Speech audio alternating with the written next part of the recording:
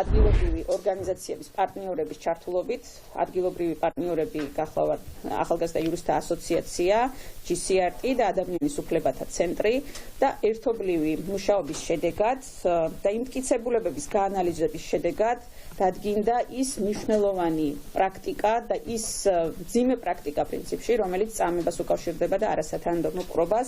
Ამ პროცესთან დაკავშირებით გეტყვით, რომ გაანალიზებულია როგორც ღია წყაროებში მოპოვებული მტკიცებულებები, ასევე უშუალოდ მსხვერპლებთან, მოწმეებთან და სამოქალაქო საზოგადოების წარმომადგენლებთან ჩატარდა ინტერვიუები, რომელსაც საერთაშორისო ექსპერტები ატარებდნენ და საპოლიციო ძალების მხრიდან ძალადობის 11 მსხვერპლის დამოუკიდებელ სამედიცინო შეფასებას ჰქონდა ასევე ადგილი, ესეც ჩატარდა და სწორედ აი ამ სამედიცინო დოკუმენტების და სხვა მტკიცებულებების ერთობლიობაში მიღებით დადასტურდა, რომ ადგილი ჰქონდა წამების პრაქტიკას და ამასთან დაკავშირებით უშუალოდ სამედიცინო მტკიცებულებები როგორ ადასტურებს ამ პატერნებს, ამ მოდელებს, ქცევის მოდელებს, ამასთან დაკავშირებით ლელა ისაუბრებს.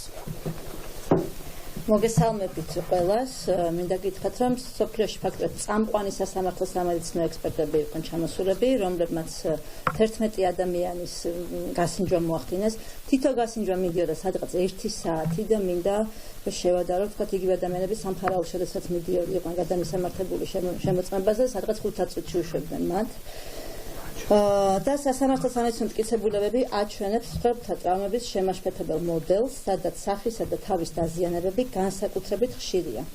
ბევრმა დაზარალებულმა მიიღო მძიმე დაზიანება, მათ შორის ცხვირის სვლის მოტეხილობა, თავის ტვინის შერყევები და რბილი ქსოვილების მასშტაბური დაზიანებები.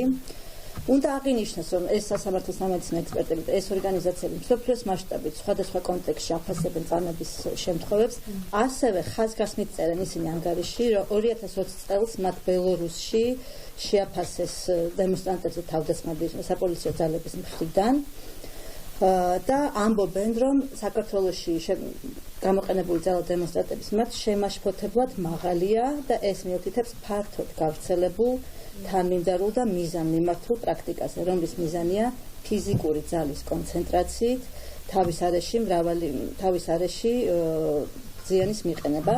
ასევე მრავალი პირი ახსენებს, რომ რეზინის გარსის ხელთათმანებით ხდებოდათ მათ თავის არეში, რაც ზრდის დარტყმის ძალას და იწვევს დაზიანებებს, რომელიც შეესაბამება დაფიქსირებულ შემოწმებას, რაც დააფიქსირეს სასამართლო ექსპერტებმა. ასევე აღინიშნება სხეულის სხვადასხვა არეებში, ნეკნებში, ხერხემალში დაზიანებები და ეს ყველაფერი არის დადოკუმენტირებული. ეს მტკიცებულება გამოადგება ადამიანებს როგორც ინდივიდუალურ სარჩელებში და ასევე გვიჩვენებს այն კანონზომიერებას, რომლითაც საპოლიციო ძალები იყენებდნენ გადამეტებულ ძალას დემონსტრანტების მიმართ. გარდა სასამართლო სამედიცინო შემოწმების რეკომენდაციებიც გასცეს საერთაშორისო ორგანიზაციებმა და თამარი წარმოგვიდგენს ამ რეკომენდაციებს. მოგესალმებით. წამების საწინააღმდეგო კონსორციუმი, რომელიც შედგება 6 საერთაშორისო ორგანიზაციისგან და რომელთა პარტნიორებით საქართველოში 3 ორგანიზაციის სახით ვართ წარმოდგენილი, მიმართავენ ასევე საერთაშორისო ორგანიზაციებს და მათ შორის წამების წინააღმდეგ გაეროს მომხსენებელს, რათა მოუწოდოს მან შინაგან საქმეთა სამინისტროს გამოაქვეყნოს ამომწურავი ინფორმაცია საპროტესტო აქციებზე რეაგირებისთვის მობილიზებული დანაყოფების შესახებ, ასევე გამოყენებული იარაღისა და ინსტრუმენტის შესახებ, მიიღოს სასწრაფო ზომები დემონსტრანტების დასაცავად, ასევე მიაქციოს სიტუაციას ყურადღება რეგიონული და საერთაშორისო ადამიანის უფლებათა მექანიზმების ფარგლებში, მათ შორის მოუწოდოს გაეროს ადამიანის უფლებათა უმაღლეს კომისარს და ადამიანის უფლებათა საბჭოს დააკვირდეს სიტუაციას და ხელი შეუწყოს დამნაშავეებისა და ადამიანის უფლებების დარღვევის ჩამდენი პირების პასუხისმგებლობის საკითხის დადგენას, ასევე მათ შორის საგამოძიებო მექანიზმების, მაგალითად ეუთოს მოსკოვის მექანიზმის გამოყენებით. ჩვენ სამოქალაქო საზოგადოების ორგანიზაციებმა საპროტესტო ტალღის მასობრივი, უკანონო, არაპროპორციული ძალადობრივი მეთოდებით დაშლისთანავე მივმართეთ სხვადასხვა საერთაშორისო მექანიზმს და უკვე დღეს ჩვენ ვხედავთ, რომ ამ მოთხოვნაში გვერდებიან ასევე წამების წინააღმდეგ საერთაშორისო კონსორციუმის წევრი ორგანიზაციები და ისინიც ხედავენ, რომ საქართველოში პერიოდში აქციების დაშლას, დარბევას, ასევე ჰქონდა ის ხასიათი, რომელიც საბოლოო ჯამში გულისხმობდა ადამიანების წამებას და მათ მიმართ არასათანადო არაადამიანური დამამცირებელი მოპყრობის განხორციელებას. მოკლედ სადამოძიებოში როგორ ხდება ინდივიდუალური საქმეების.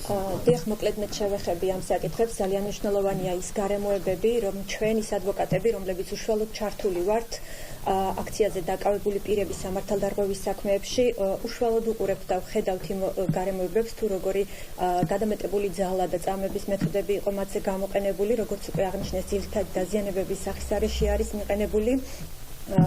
ამ ფაქტების დაფიქსირებისთანავე მივმართავთ ადვოკატები ყველა საქმეზე მიმართული გვაქვს სწორად სპეციალური საგამოძიებო სამსახურისთვის, სადაც ტარდება ექსპერტიზა, მაგრამ ეს ექსპერტიზა არის მხოლოდ გარეგნული დათვალიერებით შემოფარგლული და შემდეგ უკვე ტარდება სამედიცინო დოკუმენტაციაზე ექსპერტიზა, თუმცა მინდა ხაზგასმით აღვნიშნო, რომ ჯერჯერობით ამ საქმეებზე მხოლოდ გამოკითხვები მიმდინარეობს და არც ერთ ასეთ საქმეზე არ მისულა საქმე ბოლომდე და არ არის გამოვლენილი ის დამნაშავე პირები, რომლებიც მონაწილეობდნენ აი ამ წამებასა და არასათანადო მოპყრობაში. ამის პარალელურად შეგვიძლია აღვნიშნოთ, თუ რომ მკაცრი მეთოდები არის გამოყენებული უშუალოდ აქციის მონაწილე პირების მიმართ, მომეტებული საპატიმრო ღონისძიებების გამოყენება, ადმინისტრაციული პატიმრობის გამოყენება, ისე რომ მხოლოდ ერთი პოლიციელის ჩვენებადებს მხოლოდ საქმეში, აი ასეთი ფორმებით ხდება მათთვის 15 დღემდე პატიმრობის შეფარდება და არა